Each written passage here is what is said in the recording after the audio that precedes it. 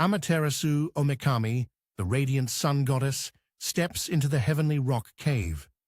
She seals the entrance behind her with a boulder that 10,000 kami cannot move. The world plunges into absolute darkness. Rice withers in the fields. Evil spirits pour forth from every shadow. All creation teeters on the edge of extinction. The most beloved goddess in the heavenly realm chooses this fate willingly. She abandons her sacred duty to illuminate the world. Her own brother's violence drives her to this desperate act. Why would the source of all light condemn every living thing to eternal night? High above the mortal realm lies Takamagahara, the high celestial plane. Here dwell the kami, the divine spirits who shape all existence. Amaterasu Omikami rules this realm as the supreme goddess. Her light sustains both heaven and earth. She weaves the garments of the gods on sacred looms. She tends the holy rice fields that feed the heavenly court. Every sunrise across the mortal world flows from her divine radiance. The other kami revere her as the most powerful among them. Her wisdom guides their counsels. Her judgment settles their disputes. But Susanoo no Mikoto, the storm god, and Amaterasu's youngest brother, shatters this divine peace. His father Izanagi banishes him for his violent outbursts. Before departing, Susanoo demands to bid farewell to his sister. Amaterasu agrees to meet him, but she arms herself for battle. She suspects treachery. Mountains shake as the siblings face each other. Susanoo claims he harbors no ill intent. To prove his sincerity, he proposes they create children together through ritual. From Amaterasu's sword, Susanoo breathes forth 5 male kami. From his sword, Amaterasu creates 3 female kami. Susanoo declares victory because his sister's sword produced male children. Drunk on perceived triumph, Susanoo unleashes his true nature. He destroys Amaterasu's sacred rice fields. He breaks down the dikes between her holy paddies.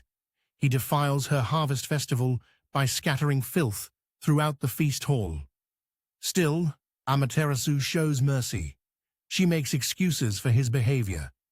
She tells the other kami that Susanoo merely acts from excitement, but her brother's rampage escalates beyond forgiveness. He tears a hole in the roof of the sacred weaving hall. He hurls a flayed horse down upon Amaterasu and her attendants. The maiden weaving beside the sun goddess dies from shock and terror. This final atrocity breaks Amaterasu's divine patience. Amaterasu flees to the heavenly rock cave. She seals herself inside with a massive boulder.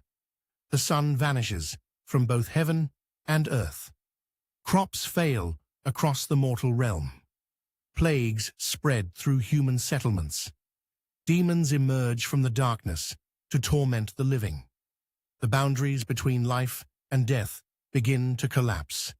Even in Takamagahara, evil spirits multiply like shadows. The kami watch helplessly as creation itself starts to unravel. Without Amaterasu's light, both realms slide toward ultimate destruction. The sun goddess weeps alone in her self-imposed prison. Her grief and rage burn like cold fire in the absolute darkness. 800 myriads of kami gather in desperate assembly. They must devise a plan to coax Amaterasu from her cave. Omoikan, the god of wisdom, proposes an elaborate stratagem. First, they commission Ishikoridome to forge a perfect mirror called Yata no Kagami. Next, they order Tamanuya to create a sacred necklace of curved jewels. They uproot a massive sakaki tree and hang these treasures from its branches. The kami position this divine tree directly before the cave entrance. They gather roosters to crow as if dawn approaches. Every element must work in perfect harmony to succeed. Ame no Uzumi, goddess of mirth and dawn, steps forward to play the crucial role. She overturns a wooden tub before the cave entrance to create a resonating platform. She binds sacred bamboo leaves to her hands. She ties bells around her wrists. As the roosters crow their false dawn, Uzume begins to dance. Her movements grow wild and provocative. She stamps her feet in thunderous rhythm. Her dance becomes so frenzied and abandoned that the watching kami burst into uncontrollable laughter. Their joyous voices echo through both heaven and earth. The divine celebration creates such an uproar that even the mountains seem to shake with mirth. Inside her dark cave, Amaterasu hears the thunderous celebration. Confusion replaces her grief. She expected the world to mourn her absence with endless sorrow. Instead, the kami laugh with pure joy. Their merriment sounds even greater than when she blessed them with her presence. Curiosity overcomes her divine pride. She calls out to ask why they celebrate, while darkness devours creation. Uzumi shouts back that they rejoice because they have found a goddess even more radiant than Amaterasu. This impossible claim strikes the sun goddess like lightning. No deity in heaven or earth surpasses her divine brilliance. The lie wounds her vanity, but also kindles her interest. Amaterasu slides the great boulder slightly aside. She peers through the narrow opening to investigate this rival goddess. The sacred mirror, Yata no Kagami, reflects her own divine radiance back at her magnified tenfold. She sees a being of impossible beauty and overwhelming luminosity staring back at her. Transfixed by this brilliant vision, she pushes the boulder further aside to get a better view. The moment she emerges enough, Tajikarao, the god of strength, seizes the boulder and hurls it away forever. Other kami stretch a sacred rope called Shimenawa across the cave entrance. They declare that Amaterasu can never again hide herself from the world. Light explodes across both heaven and earth as the sun goddess steps fully into the open. Creation awakens from its deathly slumber. Rice shoots push through the soil in the mortal realm. Human communities emerge from hiding to tend their fields again. The evil spirits flee back to their shadowy domains. Plagues retreat as divine light touches every corner of existence. In Takamagahara, the kami celebrate the return of cosmic order. Amaterasu resumes her sacred duties with newfound wisdom. She understands now that the world needs her light, not as punishment, but as blessing. The gods banish Susanoo from heaven for his crimes. They strip away his divine beard and fingernails as punishment. The sun goddess forgives, but never forgets the price of divine rage left unchecked. The sacred mirror, Yata no Kagami, becomes one of Japan's 3 imperial regalia, symbols of divine authority passed down through generations of emperors. Every sunrise echoes this ancient victory of light over darkness. The Shimenawa ropes that prevented Amaterasu's return to the cave now mark sacred spaces throughout Japan. Amino Uzume's dance evolves into Kagura, the sacred performances that still honor the kami today. This tale teaches that even divine beings need community to heal from trauma and rage. Sometimes the greatest power lies not in force, but in clever compassion and joyful celebration. But Susanoo's exile marks only the beginning of his strange journey through the mortal realm below.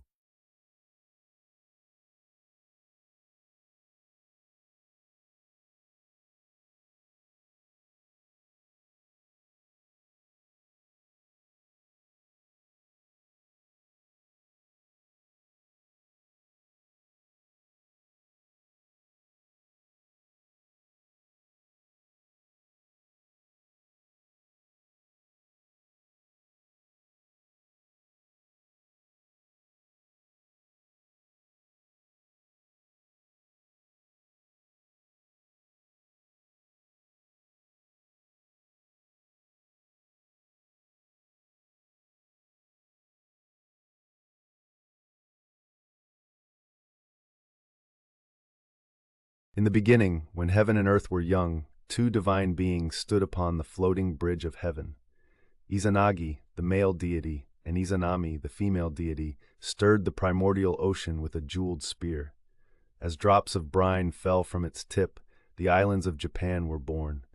Together, these creator kami brought forth the land, the mountains, the rivers, and all the spirits that dwell within them.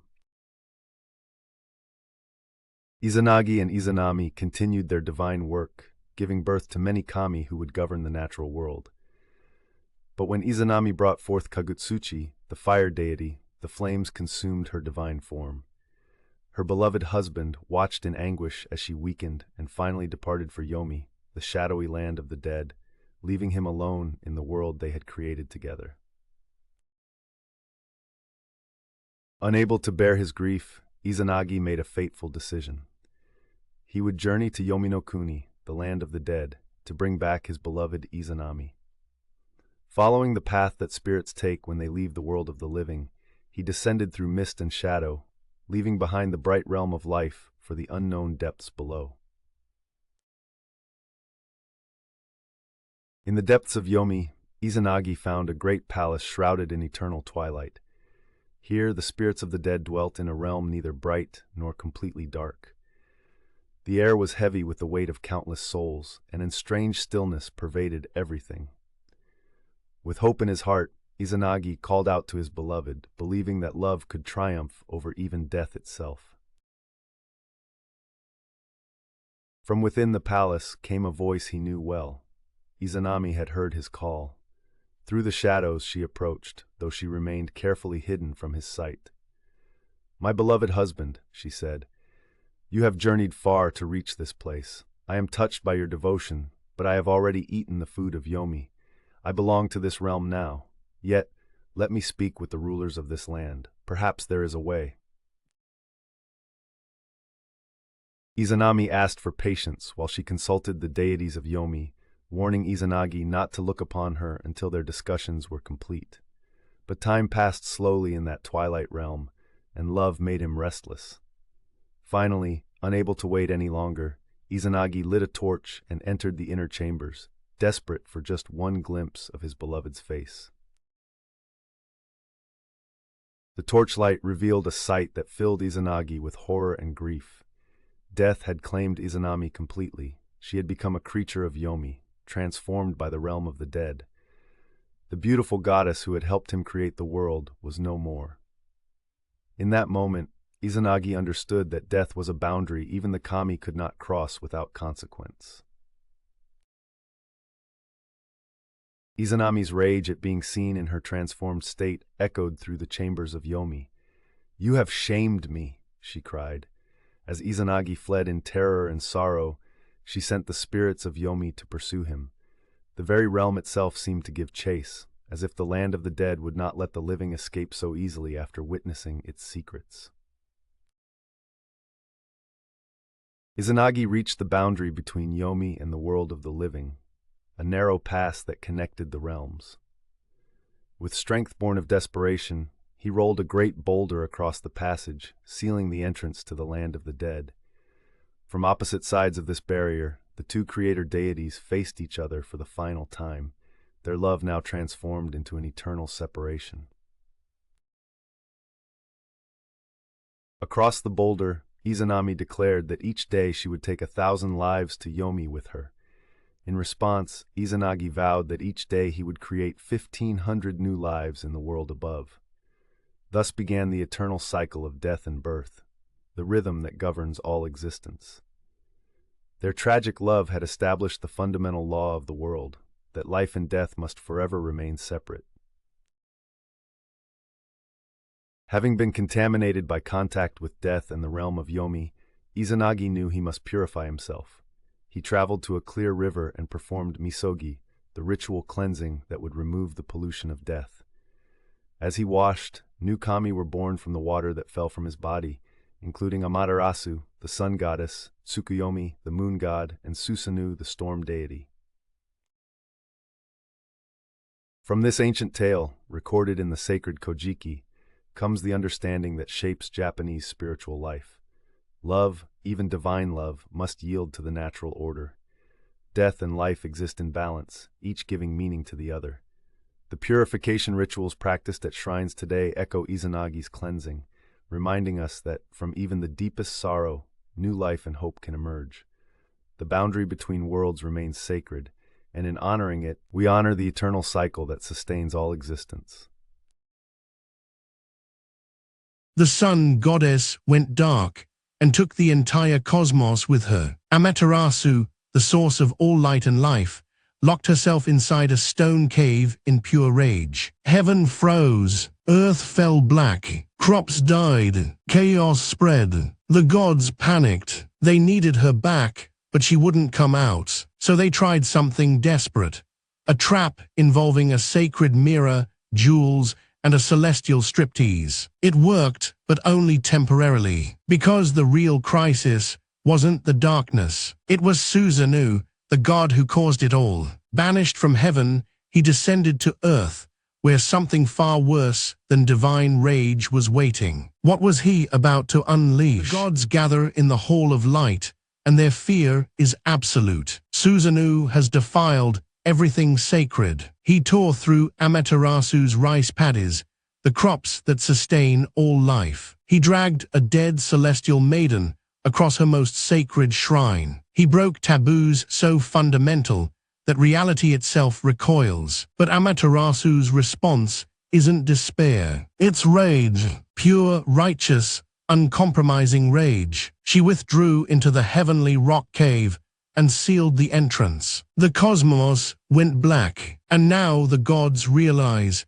this isn't a temporary darkness. It's a reckoning. Susanoo's punishment must be absolute. Exile, banishment to the mortal realm of Izumo, where chaos already spreads like a plague, where something far older than divine anger waits to test him. The gods move quickly. They position a sacred mirror outside the cave, Yata no Kagami, forged from divine essence itself. Around it, they lay jewels that catch the light of the stars. Then the celestial maidens begin to dance. Their movements are ecstatic, shameless, hypnotic. The laughter grows louder. Curiosity pulls at Amaterasu from within the cave. Shame follows. How could they celebrate without her? She pushes the stone aside and steps into the light. The moment her presence returns, the cosmos ignites. Day breaks across heaven and earth. Crops begin to grow again. Life resumes. But the gods move fast. They seal the cave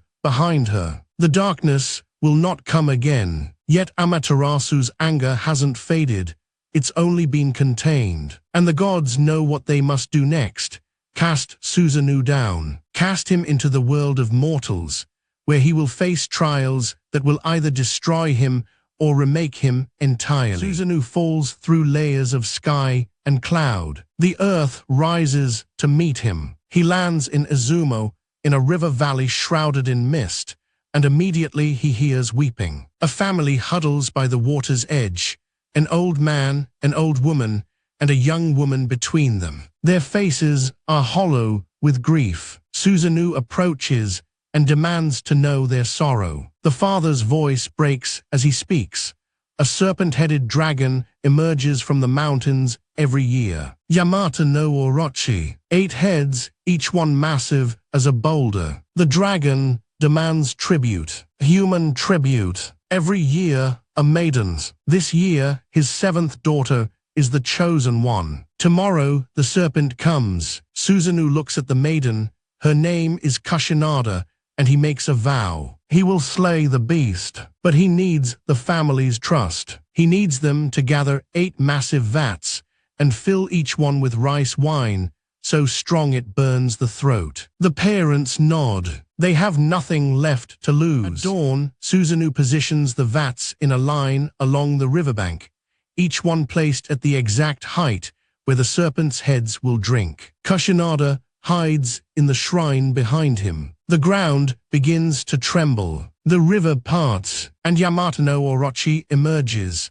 Massive, primordial, a thing that should not exist in the waking world. 8 serpent heads rise above the water, scales the color of aged blood, eyes burning with hunger that has lasted centuries. The dragon sees the vats. It sees the wine. Hunger overrides caution. The first head descends. The second. By the third vat, the monster begins to slow. The wine is thick, potent. The poison of grapes and thyme flows through its veins. One by one, each head sinks lower. By the eighth vat, the entire serpent is swaying. The eyes grow dull. The heads droop toward the earth. Yamato no Orochi, terror of Izumo, falls into a stupor so deep that it barely breathes. Susanoo draws his blade. His first strike cleaves through the first head. Blood floods the river, turning it crimson. The serpent doesn't even flinch.